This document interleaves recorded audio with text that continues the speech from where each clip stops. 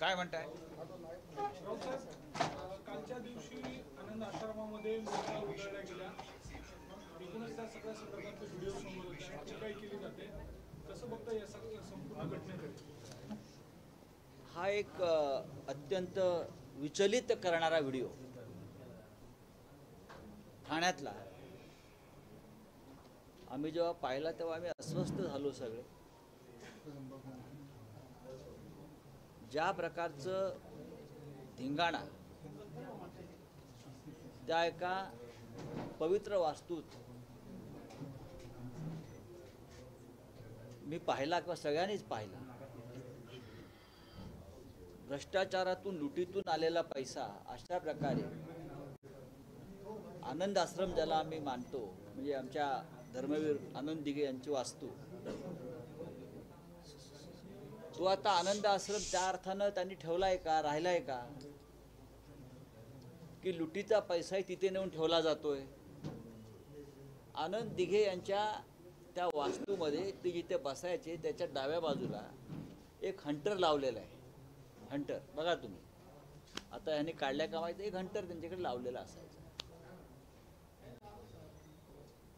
आज जर आनंद दिघे असते हयात आणि असा धिंगाणा त्याने पाहिला असता तर त्याने तो भिंतीवरचा हंटर काढून अशा प्रकारे लुटीचा पैसा उधळणाऱ्यांना फोडून काढला. जे स्वतःला आनंद दिघे यांचे काय वारसदार वगैरे मानतात, आनंद दिघ्यांचा हा वारसा नाही, किंवा आनंद दिघे अशा पद्धतीनं वागणाऱ्यांचं कधी समर्थन करीत नव्हते. कुठून आला पैसा हा? ज्या पद्धतीनं बारमध्ये पैसे उधळतात त्या पद्धतीने ते पैसे उधळतात. बघा तुम्ही, आपण ते नीट पाहिलं. या राज्याच्या संस्कृतीला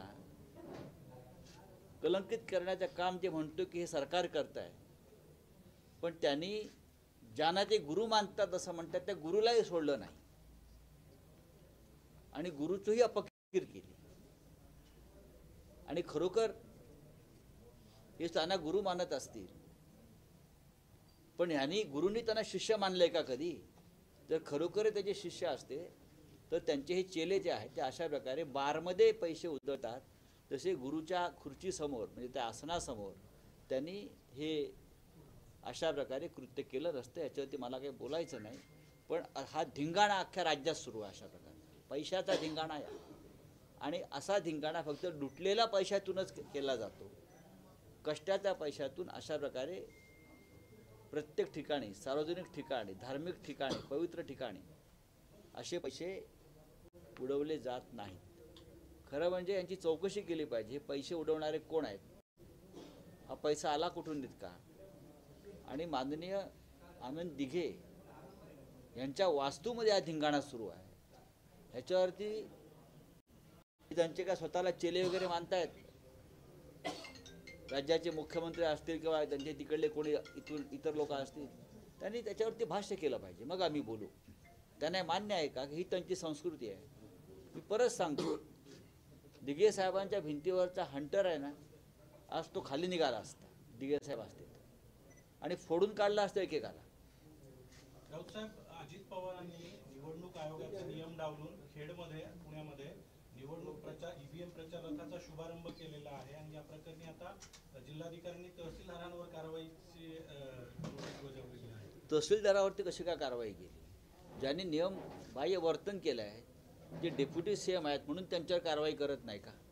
आमच्यावर तुम्ही कारवाई करता ना विरोधकांवर. मग निवडणूक आयोगानं आचारसंहिता, नियम या सगळ्याचं पालन करून ज्याने हा गुन्हा केलेला आहे त्याच्यावर कारवाई करायला हवी. पण या राज्यामध्ये कायद्याचा बडगा फक्त विरोधकांवर होतो आहे, सत्ताधाऱ्यांवर नाही. काँग्रेसचे नेते आहेत नितीन राऊत, ते आज म्हटलंय की मोठा भाऊ महाविकास आघाडीमध्ये काँग्रेसच असणार आहे, येणाऱ्या काळात तुम्हाला दिसेल. ठीक आहे ना, हे नितीन राऊत म्हणतात ना.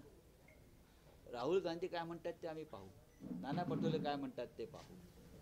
आता प्रत्येकाला वाटतं, जसं आमच्या काळात भारतीय जनता पक्षाला अचानक स्वप्न पडायचं की आमचं DNA बदलला आणि आम्ही अचानक मोठे झालो. तसं नसतं ना. या राज्याच्या जनतेच्या मनात काय आहे ते पाहावं लागेल, ते ठरवतील.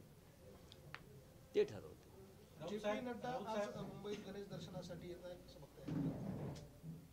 येऊ द्या ना, गणेश दर्शनासाठी आलेले आहेत ना. JP नड्डा आले आणि गेले, आम्ही दखल कशा करता घ्यायची? त्यांच्या पक्षाचे लोक घेतील. नाही साहेब, पण गृहमंत्री आले, बाप्पाचं दर्शन घेतलं, आता नड्डा येतात, तुम्ही घेतलं की नाही गणरायाचं दर्शन? बघा, मुंबई किंवा महाराष्ट्रामध्ये गणरायाचं आगमन आमच्यासाठी कायम आनंदाची गोष्ट असते. मुंबईतला गणेशोत्सव हा जगात प्रसिद्ध आहे. गृहमंत्री आले आणि लालबागच्या राजाचं दर्शन घ्यायला खास करून आले, तेव्हा आम्ही असं म्हणालो होतो की लालबागचं राजाचं ते भव्य असं वैभव, प्रतिष्ठा आणि श्रीमंती पाहून त्यांना वाटलं असेल लालबागचा राजाही गुजरातला घेऊन जावा. आम्हाला भीती वाटते त्या क्षणी की मुंबईतले सगळे वैभव, श्रीमंती ती गुजरातला नेत आहेत, लालबागच्या राजाला तरी सोडतात की नाही. कारण एक दिवसापूर्वी त्यांना 20 कोटीचा मुकुट सोन्याचा घातला होता. त्यांचं वैभव डोळे दिपवणारं असतं त्या राजाचं. त्याच्यामुळे ह्यांना वाटू शकतं की हे वैभव जे मुंबईचं आहे, लालबागचा राजा, ते गुजरातला न्यावं. महाराष्ट्रामध्ये 10 ते 15 जागा येतील की नाही गॅरंटी नाही, आणि तिकडे संजय राऊत असं म्हणताय की मुख्यमंत्री उद्धव ठाकरे असं कोण म्हणतंय? संजय शिरसाट म्हणताय. कोण हे? त्यांना म्हणा तुम्ही निवडून या. त्यांचा जो मतदारसंघ आहे संभाजीनगरमध्ये, त्यातून निवडून या, मग आपण त्याच्यावर बोलू. राऊत साहेब, गिरीश महाजनांचा एक व्हिडिओ अंबादास दानवे यांनी ट्विट केला आहे.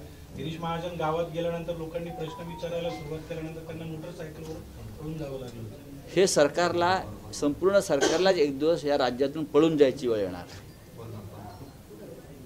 ज्या प्रकारचं वातावरण या राज्यामध्ये आहे, जी चीड आणि संताप लोकांच्या मनात आहे, त्याच्यामुळे एक मंत्री काय, मुख्यमंत्र्यांसह संपूर्ण सरकार जरी भविष्यात पळून गेलं निवडणुकीच्या आधी, तरी आश्चर्य वाटणार नाही. कांद्याच्या संदर्भामध्ये